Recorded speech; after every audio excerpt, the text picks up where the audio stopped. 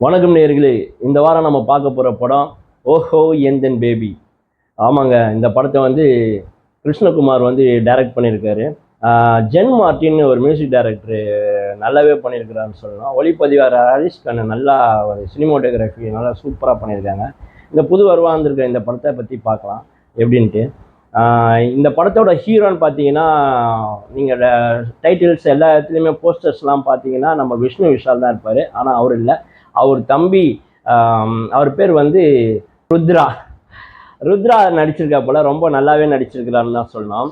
இந்த படத்தை ஸ்டார்டிங்கில் பார்த்தீங்கன்னா 3 செக்டராக பிரிச்சிருக்கிறாங்க. ஃபஸ்ட்டு வந்து ஒரு லவ் கான்செப்ட்டு. அந்த கான்செப்டில் பார்த்தீங்கன்னா ஸ்கூல் லவ்னு ஒரு லவ் போர்ஷன் எடுத்துகிட்டு வராங்க.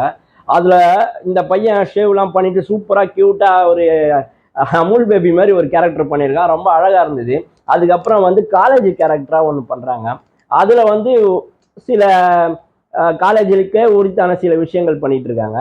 அதுக்கப்புறம் பார்த்தீங்கன்னா எந்த லவ் வந்துடுது, அதாவது ஆஃபீஸு, அவன் வந்து ஏரியா ஒர்க் பண்ணுறான் அசிஸ்டன்ட் டைரக்டரா. ஸோ அங்கே ஒரு லவ் வருது. ஸோ இந்த மாதிரி 3 போர்ஷனாக எடுத்த இந்த படத்தில் கடைசியில் எப்படி இந்த படம் வந்து ஹிட் ஆகுதா இல்லை ஃப்ளாப்பா எப்படி போச்சு அப்படின்னு நீங்கள் கேட்டிங்கன்னா, ஃபஸ்ட்டு கதையை இன்ட்ரோல் பிளாக்ஸ் வரைக்கும் 3 கதையை சொல்லி முடிச்சிடுறாங்க. அடப்பாவீங்களா, 3 கதையும் இன்ட்ரோல் பிளாக்ஸ்லேயே முடிச்சிட்டிங்களே, இதுக்கப்புறம் சொல்கிறதுக்கு ஒன்றுமே இல்லையே, அதுக்கப்புறம் எப்படி சொல்லுவீங்க அப்படின்றது தான் இந்த படத்தில் அசிஸ்டன்ட் டைரக்டராக ஒரு கதை சொல்ல போகிற இடம் தான் நம்ம விஷ்ணு விஷால் ஒரு நடிகராக காட்டுறாங்க. அவருக்கு வந்து அதாவது துணை நடிகராக வந்து நம்ம கிங்ஸ்லியை காட்டுறாங்க. கிங்ஸ்லி அங்கங்கே காமெடிகளை தெரிச்சு விட்டாலும் அவங்க அந்த இவர் நடிக்கிற ஒரு படத்துக்கு ஏடியாவும் ஒர்க் பண்ணுறாரு. அந்த படத்தோட டைரக்டர் தான் மிஷ்கின்.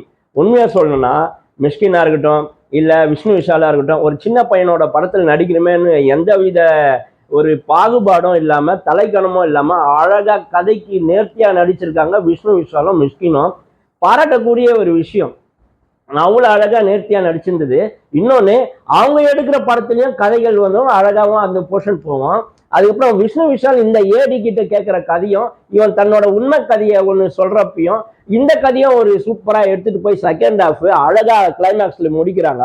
அந்த கிளைமேக்ஸில் ஒரு ட்விஸ்ட் வைக்கிறாங்க பாருங்க. அந்த இடத்துல வந்து நம்ம பாலா சார் படம்லாம் வரும்ல, ஹீரோ ஹீரோயின்லாம் சாவற மாதிரி, அந்த மாதிரி ஒரு அல்லு இல்லாமல் ஒரு கதையை எடுத்துட்டு வந்து பிளாஸ்ட் பண்ணுறாங்க.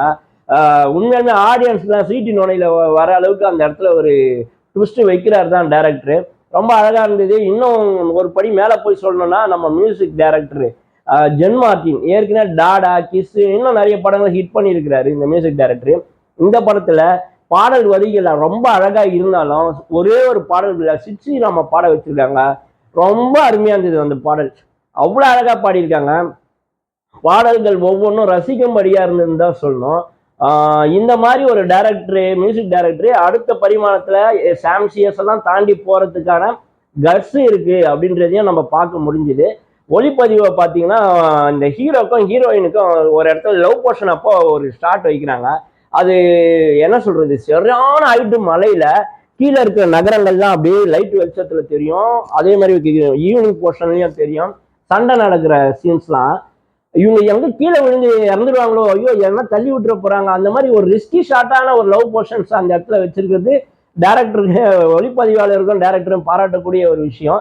இந்த படம் லாஸ்டா என்ன ஆச்சுன்னு பாத்தீங்கன்னா, ரொம்ப அழகாவே எடுத்துட்டு போய் ஃபர்ஸ்ட் ஹாஃபும் லாக் ஆகல, செகண்ட் ஹாஃபும் ஏதோ மிஸ் பண்ண போறாங்கன்னு பார்த்தா அது நேர்த்தியா ட்ரெயின் தண்டவாளம் மாதிரி அழகா எடுத்துட்டு போயிட்டு கரெக்டான இது ஸ்டேஷன்ல நிறுத்துறது தான் இந்த படத்தோட பக்கபலமா பாக்குறேன். ரொம்ப அருமையா நடிச்ச ருத்ரா ஒவ்வொரு போர்ஷனையும் பக்காவா நடிக்கிறாருன்னு தான் சொல்லணும். இதுல குறிப்பிட்டு சொல்ல வேண்டிய ஒரு விஷயம் நான் பாக்குறேன், திரைத்துறையில விஜயகாந்த் சாரோட பையன் நடிச்சிருந்திருப்பாரு ஒரு படம். அதுல அவரு நேர்த்தியா நடிச்சிருப்பாரு. அவ்வளோ எக்ஸ்பீரியன்ஸை காமிச்சு இன்னும் இப்ப 10 படம் நடிச்சதுக்கான நிகரா இருக்கும். அவ்வளோ அழகா நடிச்சிருப்பாரு. அதுக்கப்புறம் வந்து நம்ம மார்கன் சொல்லிட்டு விஜய் ஆண்டனி சார் அவங்க அக்கா பையன் நடிச்சதா சொல்றாங்க. அவரும் அவ்வளோ எக்ஸ்பீரியன்ஸ் காட்டுறாரு. நிறைய படம் நடிச்ச மாதிரி அந்த படத்தை ஹிட் பண்ணாரு. போன வாரம் பீனிக்ஸ்னு ஒரு படம் வந்தது, விஜய் சேதுபதி சாரோட பையன் நடிச்சிருந்தப்பல, சூர்யா சேதுபதி.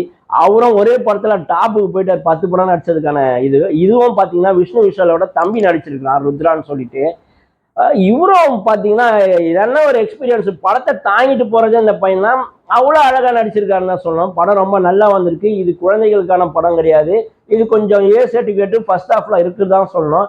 ஆனால் லவர்ஸுங்க, இந்த காலேஜ், இந்த ஸ்கூல் பசங்க எல்லாருக்குமே ஏற்றது ஒரு படம் தான் சொல்லணும்.